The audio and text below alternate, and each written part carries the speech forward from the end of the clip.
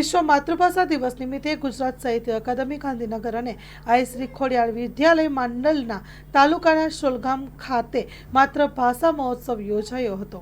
Story report by Mahendra Gajjar, Mandal.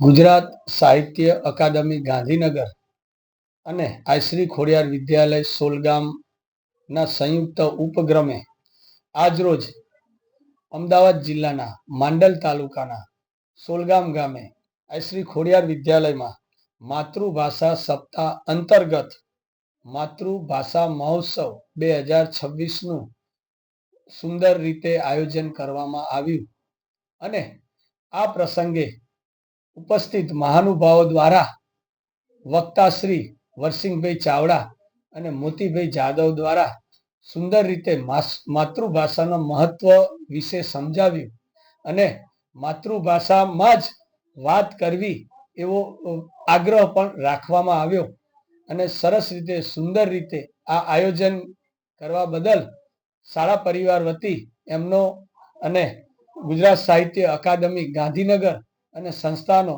હું શાળા પરિવાર વતી ખૂબ ખૂબ આભાર માનું છું. અસ્તુ. વરસિંહભાઈ ચાવડા, નિવૃત્ત શિક્ષક. આમ તો ભાષા વિશે ભાષા શિક્ષક તરીકે કહેવું આમ સહેલું છે, આમ અઘરું પણ છે. માતૃભાષા એટલી બધી સહેલી છે કે મા શબ્દથી શરૂ થાય છે. એમાં અઘરો શબ્દ ત્રુ આવે છે. પાછળ બાળક જ્યારે જન્મે છે ને ત્યારે બહુ ટૂંકા અક્ષરી આપણે એક અક્ષરથી એનું શિક્ષણ આપીએ છીએ અને બોલતા શીખવાડીએ છીએ. બોલ બેટા, બા, મા, એક અક્ષરથી આપણે શીખવાડીએ છીએ. આગળ જતા દ્વિઅક્ષરી એટલે કે બોલ બેટા, દા, દા, દા, દા. અને બાળક છે એ ઝડપથી દ્વિઅક્ષરી ભાષાને શીખે છે. બાળક જેમ મોટું થતું જાય છે તેમ માતૃ શિક્ષણ, માના શિક્ષણ દ્વારા, કુટુંબના પરિવારના શિક્ષણ દ્વારા એને નવા નવા શબ્દોનું સંવર્ધન મળતું જાય છે. એમ બાળકનો ભાષા પ્રત્યેનો લગાવ, ભાષા પ્રત્યેનો પ્રેમ, ભાષા તરફની ઓળખ, ભાષાનું શબ્દ ભંડોળ એમ એનું વધતું જાય છે. આજે આપણી માતૃભાષા પ્રત્યે આપણને જે ચાહના રહેવી જોઈએ, આપણને જે પ્રેમ રહેવો જોઈએ એ આજે જોવા નથી મળતો.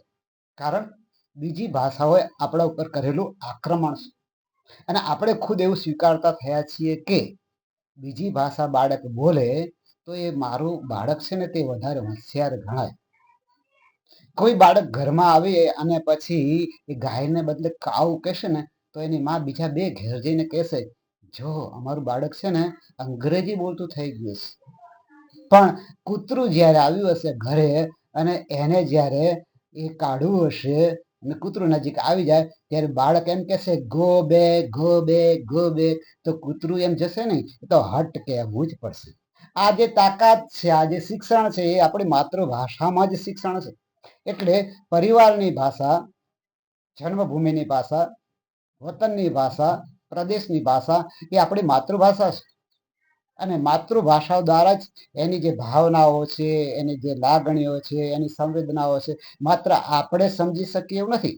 આપણી આજુબાજુની જે પ્રાણી સૃષ્ટિ છે એ પણ આપણી ભાષાને આપણા કારણે સમજે છે. એટલે સાંભળવાથી, મહાવરાથી એ વધારે ઝડપથી યાદ રાખી શકે છે. યાદ રાખી શકે છે ને એટલું સમજે જ છે. ઘણી વખત હાસ્યમાં કહેવાયું છે કે એક વૃદ્ધ માણસ છે મળતો હતો પણ અંગ્રેજી ભણેલો હતો અને ઘરમાં બધા જ ગુજરાતી ભણેલા હતા. એને કહ્યું કે હવે હવે હવે તો કે શું જોઈએ દાદા? એટલે કે વોટર, વોટર, વોટર. તો વોટર કહેતા જીવ ગયો, અંતે ના ભાડ્યું પાણી. એટલે ભાષા એ આપણી માં છે અને મામાં જે પોષણ મળે છે અને આપણને તૃપ્તિનો ઓડકાર આવે છે એમ ભાષાથી પણ આપણને તૃપ્તિનો ઓડકાર આવવો જોઈએ. આપણી ભાષાનું આપણને ગૌરવ હોવું જોઈએ. આજે ચિંતાનો અને ચિંતનનો વિષય છે કે આપણી ભાષાના બદલે આપણે પરાઈ ભાષાને આપણે વધારે મહત્વ આપવાનું શરૂ કર્યું છે અને એને આપણે કળા ગણીએ છીએ, એને આપણે શ્રેષ્ઠ ગણીએ છીએ, એને આપણે સ્કિલ કહીએ છીએ. આમાંનું કશું જ એ આપણા બાળકને ઉપયોગી નથી. હા, એટલું જરૂરી છે કે માણસ જ્યારે બીજા પ્રદેશમાં જાય ત્યારે ત્યાંની ભાષા જાણતો હોય તો એ એને સરળતા રહે. પણ એવો અર્થ નથી એ ભાષા જાણશે તો જ વિદ્વાન થશે. જૂના વખતના આજે બધા જ જે લોકો ભણેલા છે એ ગુજરાતી માધ્યમમાં જ ભણેલા છે. એ ડૉક્ટર હશે, એન્જિનિયર હશે, વકીલ હશે કે જે કંઈ હશે. તો એવો અર્થ નથી કે ગુજરાતી ભણે અને તે ઠોઠ રહી જાય. ગુજરાતીમાં જે ભણ્યો છે તે પણ ઊંચા પદ ઉપર બેસી શકે છે. અને એ એવું નથી કે બીજા જે ભાષા શીખનારા છે એના કરતાં એ એક કદમ પાછળ રહી જશે. તો બીજી ભાષાનો મોહ રાખવાનો નથી, બીજી ભાષા પ્રત્યે પ્રેમ કરવાનો છે. પણ આપણી મૂળ ભાષા છે એના ભોગે આપણે કશું કરીશું નહીં. આપણો સૌનો આગ્રહ રહેવો જોઈએ કે મારા પરિવારનું નવું જન્મેલું બાળક છે એ અમને ત્યારે જ સમજી શકશે, અમારા શબ્દોને ત્યારે જ સમજી શકશે. અમારી જે ભાષા છે એ ભાષાને જો અમારા ગુજરાતીના માધ્યમથી, માતૃભાષાના માધ્યમથી અમે શીખવાનો પ્રયત્ન કરીશું તો એ એને બરાબર સમજવાનો પ્રયત્ન કરશે. તો સૌએ આજની આ જ્યારે માતૃભાષા દિનની ઉજવણી થઈ રહી છે, માતૃભાષા પ્રત્યેની જાગૃતિ લાવવા માટેના જે પ્રયત્નો આપણી પરિષદ દ્વારા થઈ રહ્યા છે, તો ગુજરાત સાહિત્ય અકાદમી દ્વારા આપણને જે માર્ગદર્શન મળ્યું છે, તો આ રીતે આખા ગુજરાતભરમાં ગુજરાતીને બચાવવા માટે અને ગુજરાતીનો પ્રસાર અને વિકાસ કરવા માટે એક ચિંતન થઈ રહ્યું છે. ત્યારે આપણે એમાં યથાયોગ્ય આપણે શું મદદ કરી શકીએ? તો આપણે સંકલ્પબદ્ધ થઈએ કે હું મારી ભાષાને પ્રેમ કરીશ, હું મારી ભાષા છે એના તરફ લાગણી વ્યક્ત કરતો હોઉં એટલું જ શક્ય નથી. મને વૃક્ષો પ્રત્યે પ્રેમ તો છે જ, પણ જ્યારે હું વૃક્ષોને વાવીશ નહીં ત્યાં સુધી એ પરિણામ છે, એનું ફળ છે એ બાકીની પેઢીને, પછીની પેઢીને મળવા નથી. તો મારે મારી પછીની પેઢીમાં પણ જો આનું મહત્વ જાળવી રાખવું હશે તો એ માત્ર ચિંતા કરેથી નહીં મળે, પણ ચિંતન કરવાથી મળશે. અને માત્ર ચિંતન કરેથી અટકી રહેવાનું નથી. એના માટે આપણે સૌ સાથે મળી અને સહિયારો પ્રયાસ કરવો પડશે. આજના દિવસે સૌને ગુજરાતી ભાષા છે એના પ્રત્યે પ્રેમ મળે અને આપણી ભાષા છે એના લુપ્ત થતા જે શબ્દો છે એનો આપણે વધારે ઉપયોગ કરી અને આપણા બાળકોને શીખવવાનો પ્રયત્ન કરીએ.